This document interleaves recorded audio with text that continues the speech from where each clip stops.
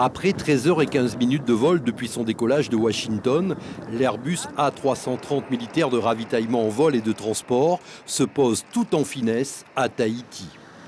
Construit par la société Airbus Defence and Space, l'appareil, dont 15 exemplaires ont été commandés par la France, est en phase de test et d'expérimentation avant sa mise en service prochaine.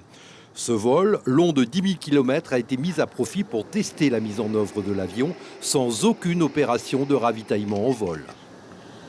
Le vol s'est très bien déroulé, on a pu tester tous nos systèmes de communication et toutes nos expérimentations que nous avions prévues sur ce vol aller et parfaire la formation des pilotes qui débutent sur Airbus A330.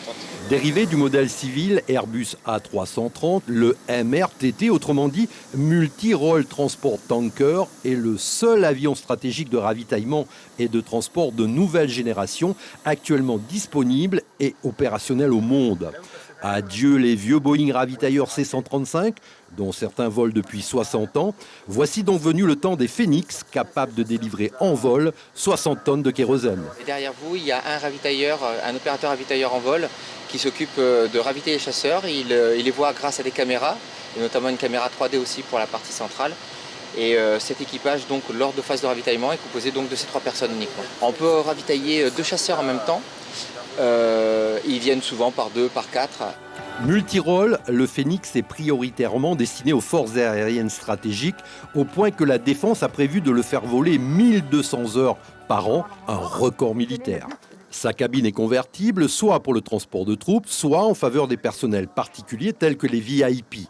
L'appareil reviendra plusieurs fois par an à Tahiti au service des forces armées de Polynésie française en version transport de passagers et de fret militaire. C'est un honneur de le recevoir ici. La venue de cet appareil leur va permettre à l'escale de se familiariser avec cet nouvel appareil, apprendre les nouvelles procédures pour le charger et accueillir les passagers.